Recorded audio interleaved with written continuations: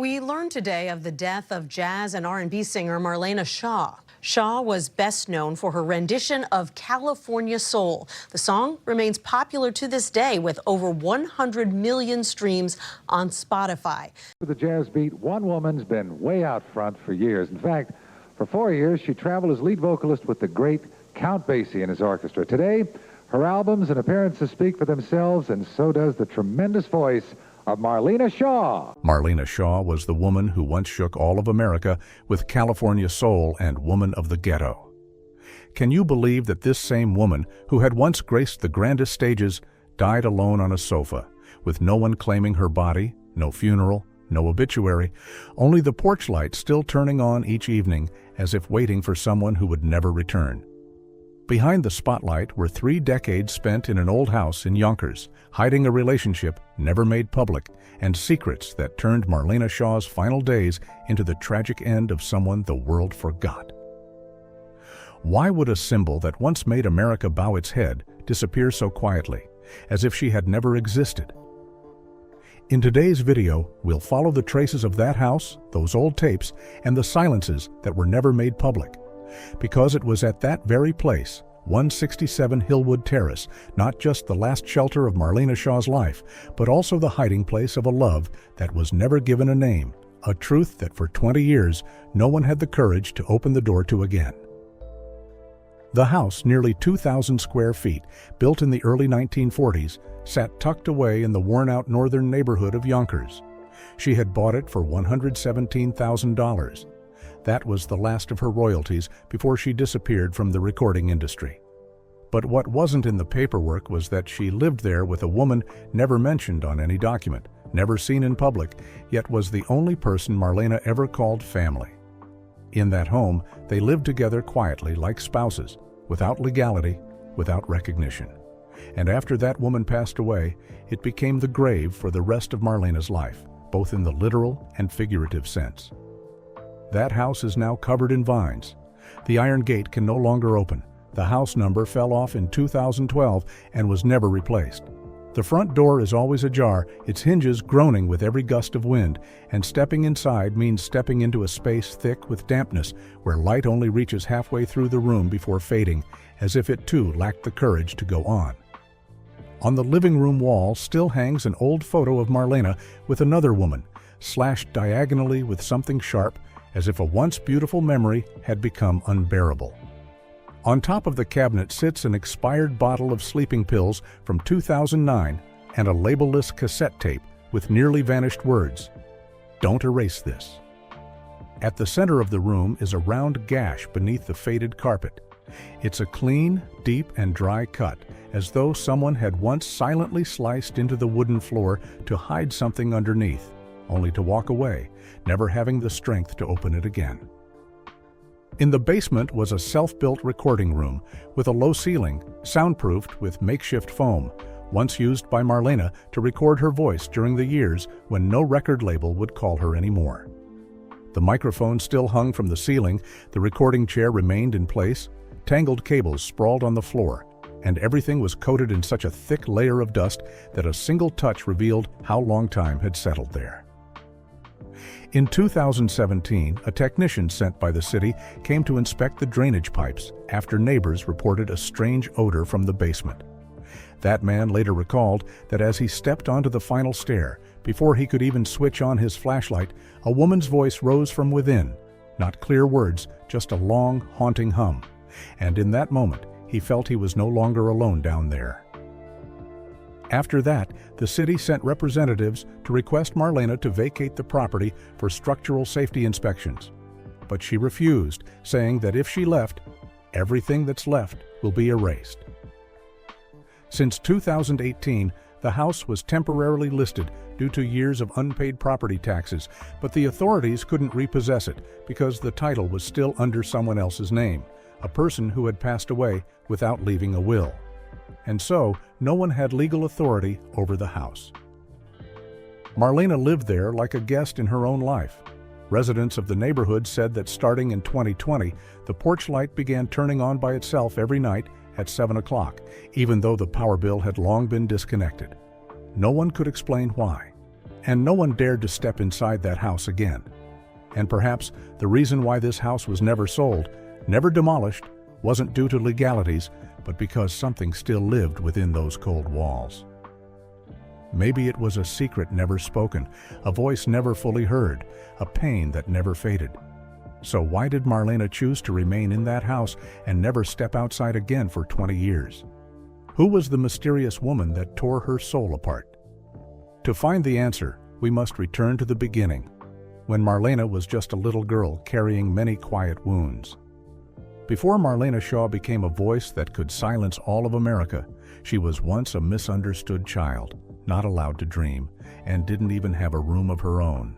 She was born in 1942 in New Rochelle into a poor working-class family where meals often lacked salt and arguments rang louder than laughter. Her father was an air conditioner repairman.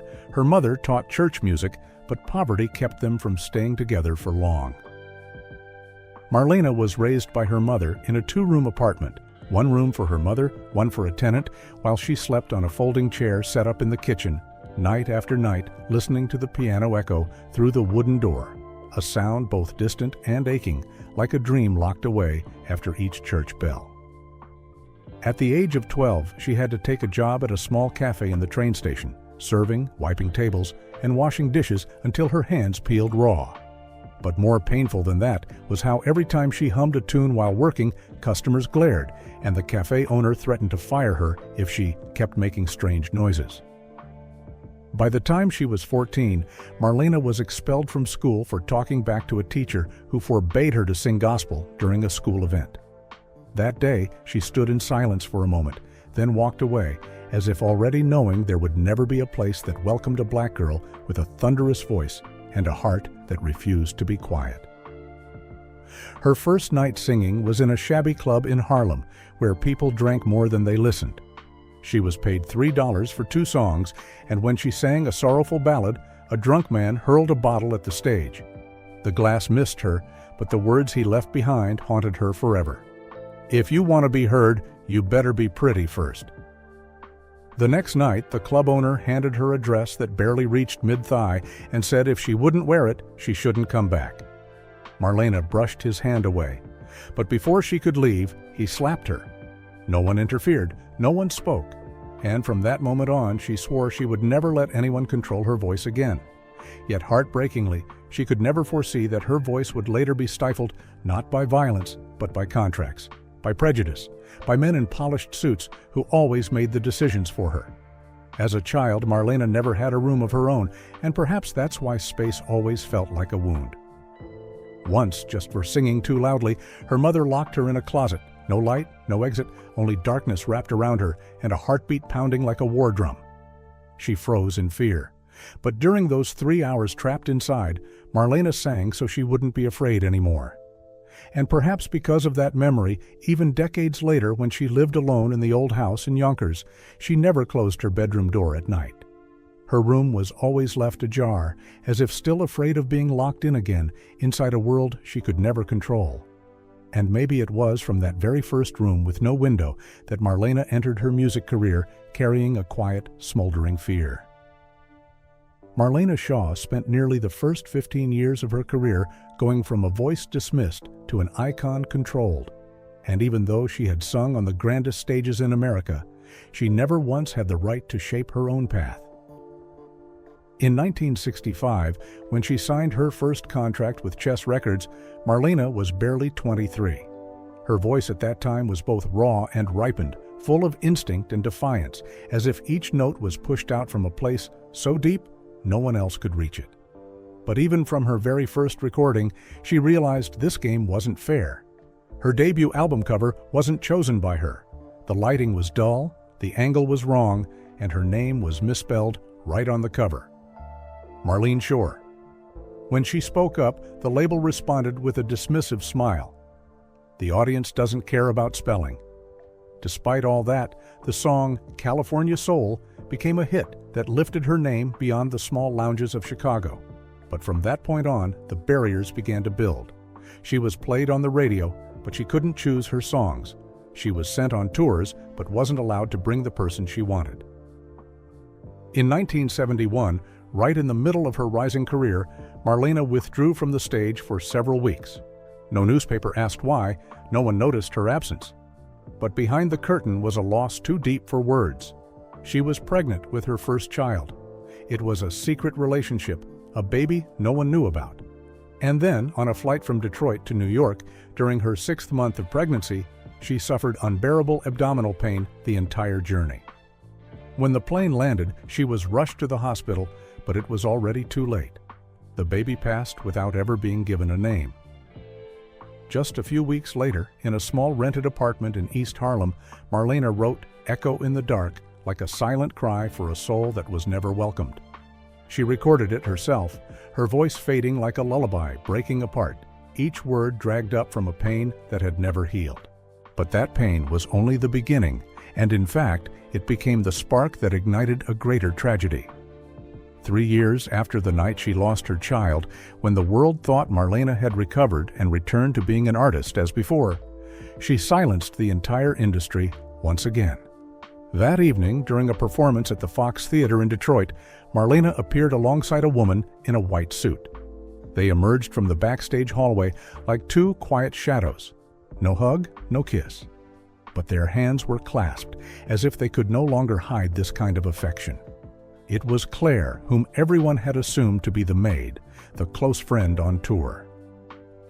No one knew that Claire was the woman Marlena had lived with for nearly 7 years, the one who cared for her through silent battles with alcohol, the one who had listened to every rejected song, the one who once said to her, "If your voice is the only thing they want to keep, then let love be the thing we keep for ourselves." Marlena knew there would be disapproving eyes. She knew some people would walk out, but she didn't think the stage lights would cut off after just one song. And then the entire theater was swallowed in darkness, as if the show had never begun. The next morning, the Cleveland tour date was canceled. A string of television appearances being negotiated were dropped that very week. And from then on, no one mentioned Marlena's name on primetime again. No one said why. But during an internal meeting at a major network in Los Angeles, a producer dropped one short sentence that landed like a verdict without trial. She no longer represents the American family. And from 1974 onward, Marlena no longer appeared on national television. There was no official statement, no public refusal, no op-eds in defense or opposition. Just a name removed from marquees, from posters, from the usual summer performance schedules. Everything disappeared in silence, as if she had never existed. From that night forward, Marlena vanished from national television for nearly a decade. Every invitation stopped, every door closed, and every fan who once cheered fell silent, as if quietly agreeing. Claire did not leave. On the contrary, the silence of the world only brought the two closer. 6 years after that performance, in 1980, Claire moved in with Marlena at the Yonkers house. Claire had been the one to sign for the house from the beginning, since Marlena had just stepped back from the stage, had no legal representation, no bank accounts under her name, and didn't want to leave any trace of this strange relationship. So every procedure, every document, every communication with the authorities was handled by Claire. Marlena was just the one living in that house, cooking breakfast each morning, singing while Claire read her books, watering the gardenias in the backyard as if there were no world beyond the two of them. Perhaps in that moment, Marlena didn't yet know this might be the wrong choice, one she would come to regret for the rest of her life. Living in that house, the two never admitted it was a marriage, but every morning Marlena made Claire simple breakfasts. And each night, Claire was the last to hear Marlena's voice, not on tape, but from the room next door, as she softly sang like a lullaby for someone slowly leaving a noisy world. They never said the word love. But on their 10th anniversary, Marlena recorded an album of 7 songs she had never performed publicly. It was a gift for Claire, along with a handwritten note. "I don't know how to sing with flowers, so I sing with what I remember." That album was never released, never heard by anyone else. The tape was kept in Claire's drawer, labeled in red ink, "Only for me." But that happiness did not last forever. In 1997, when winter began to descend upon Yonkers, Claire started coughing more than usual. At first, it was only a slight burning pain in her chest, but then came the sleepless nights from coughing up blood. Marlena thought it might just be pneumonia, but when they went to the hospital for a checkup, the doctor didn't say much, just placed the X-ray film on the table and stayed silent for a long time. The results came 2 days later, a chilling sentence: late-stage lung cancer, already metastasized to the liver and bones. Marlena stood beside her then, still holding the follow-up appointment slip in her hand. And beside her was Claire, who turned slightly and asked, "How much time do we have?" The doctor simply replied, "Maybe a year if treatment goes well." But they both knew that time would never be enough. From that day on, everything inside the house changed. Marlena no longer performed outside. She gradually sold off what she still had: the Steinway piano in the music room, the old drum set used in the 1981 album, the vintage RCA microphones they used to test the echo in the living room. Those items were packed carefully and sent off in silence, exchanged for long pharmacy bills that stretched to the edge of the dining table. Marlena took care of her without missing a meal, without skipping a pill, without leaving the house even for a few hours. And what hurt her the most was not the illness, but the moment Claire no longer had the strength to hold her hand. The fingers that once turned pages of sheet music now trembled just trying to lift the thin blanket from her shoulders. By March 2003, Claire began to hallucinate. Some nights she mentioned her mother, some nights she called out the name of a song that was never released. Marlena didn't sing, she just sat there reading aloud lines from the old notebook Claire once used to jot down lyrics. Every line was faded, every word smudged, but she read them as if it was the only way to keep Claire for one more day. On the morning of April 19th, a light rain fell. Marlena got up early and prepared breakfast as usual. But when she returned to the room, Claire was still lying in the same position, her hand limp at the edge of the bed, her eyes no longer gazing out the window like they used to. On her chest was the half-open notebook, the final page creased, and the last line scrawled in blurred purple ink. "If there's anything that keeps me here, it's your voice." What was more painful was that no one in Claire's family informed Marlena. No one called. No one asked if she wanted to attend the funeral.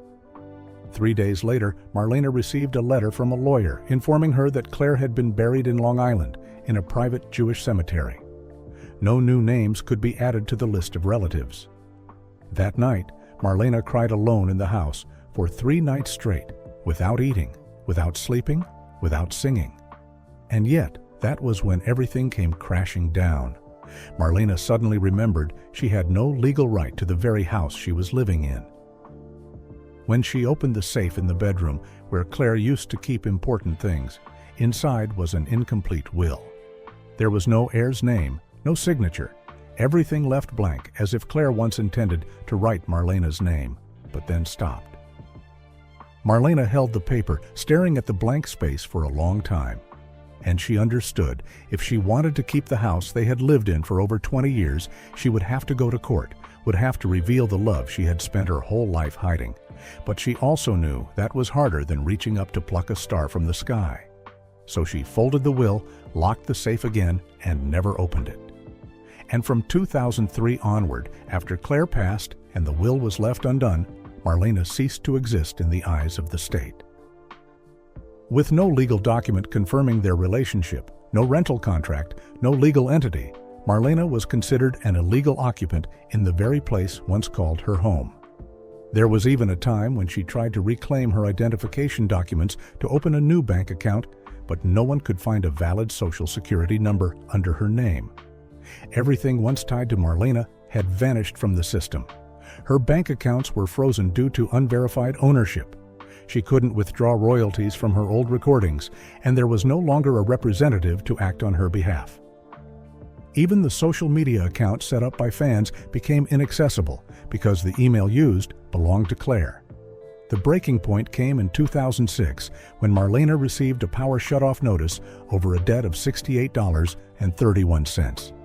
She paid 2 days late and had to pay a penalty, but when the power was restored, she didn't turn on the light immediately. A neighbor said that day she sat on the porch for hours, holding an old Sony cassette player, headphones on, eyes closed, completely still. 4 years later, the police knocked on her door again. A new resident in the neighborhood had called to report a homeless person squatting in the abandoned house at the foot of Hillwood Terrace. When officers arrived, Marlena was burning anonymous letters in the fireplace. They didn't arrest her, but left behind a notice for civil violation. From 2012 to 2017, Marlena all but disappeared from every official list. No health insurance, no tax filing, no performance invitations, no membership in any music organization. Everything that once belonged to her, from her name on record sleeves to the signature on contracts, no longer belonged to her. Her old songs were still played on the radio, but the royalties never reached her. Searches showed the rights belonged to Columbia or Claire or intermediary companies that no longer existed. The mailman still saw her come out each afternoon to collect the mail. Not to read it, but to sort through the unnamed letters, tear them to pieces, and burn them in the fireplace. And just as she once said, everything slowly faded away. Papers lost their value. Songs lost their author. Her legacy had no guardian. Even the name Marlena Shaw, once thunderous in the 60s and 70s, now only lived on in dusty vinyl records sold for $1.50 at flea markets. Everything that once was hers was taken. And in the end, even her own name, she was no longer allowed to keep. And perhaps that was the tragedy that slowly pushed her toward death. January 2024. The cold in Yonkers cut through the air like a blade. The small house at the bottom of Hillwood Terrace sat in unusual silence. No more cassette playing each night, no figure watering flowers on the porch. The lights inside stayed on for 2 straight days, glowing a stark white over the street corner as if someone had forgotten time inside. By the morning of January 19th, neighbors called the police. They said the living room light had been on continuously for 48 hours. No one came in or out, and there was no sound. When officers arrived, the door was unlocked, left ajar like it was waiting for someone who never came. The house was dark, smelled of damp, the curtains unpulled, the fireplace unlit, but the ceiling light still poured down as if illuminating a scene that hurt to witness. In the cold room, Marlena Shaw sat motionless on the sofa, head tilted to the left, eyes open, staring at a broken cassette player on the table. She died alone. No family, no one to report it, no form of identification by her side. In her hand was an old black cassette tape, its ribbon tangled, the label handwritten in black ink. Final mix, don't delete. No one knew what was on it. No one dared to play it. The police stepped in slowly, as if afraid to disturb the air. They found no cell phone, no prescription bottles, no address book, no emergency contacts.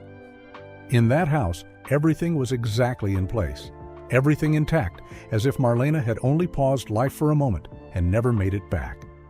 On the living room wall, there was a new line written in white chalk: "Don't erase her again." The letters were rough, blurred, bold, as though someone had shaped them while trembling, a final plea not to be forgotten. The wall clock had stopped at 4:41 p.m. The estimated time of death matched exactly. There were no signs of wounds, poison, or violence, just a natural death of someone who had stayed too long in a place where no one remembered her anymore. And so Marlena Shaw, the woman who once made Carnegie Hall fall breathlessly silent, passed as if she had never sung a note. Her body was unclaimed. The city cremated her under the Unclaimed Remains Registry. On paper, she had no relatives, no property, no valid contact, just a house where the lights still burned, just a tape no one listened to, and a sentence on the wall that hadn't yet faded. But the story doesn't end here, because strange things inside the house were just beginning to unfold. After Marlena's death, the Yonkers home was temporarily sealed. No one came forward to claim the estate. No family verified any belongings. Everything was categorized for automatic liquidation. Weeks later, a cleanup team was sent to remove furniture, sort usable items, inspect locks and electricity, and prepare the house for auction. The lights were still on when they arrived. A cold glow filled the space, as if no one had ever flipped the switch, or perhaps no one was ever allowed to. Every item in the house was exactly where it had been before Marlena died. Not a single chair moved, not a single blanket folded, as if time had stopped at 4:41 p.m. and ever since, everything was waiting for someone to return and explain what had never been spoken. On the second floor, they discovered a small wooden door at the end of the hallway that no one had noticed before. The lock was so rusted it was covered in flakes, the handle tilted as though someone had once tried to open it and gave up. It took almost an hour to break the lock and pry the door. When it finally opened, what greeted them was not furniture, but a heavy stillness, like a sigh held back too long. Behind an old wooden panel near the floor, they found a small wooden box, covered in dust, its metal latch rusted shut as if untouched for many years. Inside, there was nothing of monetary value, yet every item made the room feel choked with air. A handwritten piece of music titled "Echo in the Dark," carefully folded, the paper yellowed, the handwriting shaky as if written between labored breaths. A stack of short love letters, all addressed to Claire, undated, guided only by emotion. One simply read, "Today I didn't hear your piano. I'm afraid I'll lose you again." And at the very bottom of the box lay a cassette tape, labeled with a faded strip of purple paper, the ink so blurred only 3 words remained legible. Claire's song, "Alone." The recording lasted 3 minutes and 20 seconds, opening with no background music, just the sound of Marlena adjusting her breathing, then inhaling deeply as if trying to gather everything left inside her chest. She sang slowly, her voice hoarse, each word heavy like it dragged through an unhealed wound. There was no clear chorus, just broken sobs strung together, but in the middle came a line that made the listener gasp. "You stayed with me like the last light in a windowless room." At the end of the tape, there was no music, no voice, just a long silence that seemed to have ended. Until, just before the tape stopped, a sentence cracked open in the dark like a final whisper from someone who was never allowed to speak. "I'm still here, Claire, but is anyone still listening?" No one knows when she recorded it. No one had ever heard it before. No label had a copy. No relative recognized the melody. The box was sealed. The tape was preserved as evidence.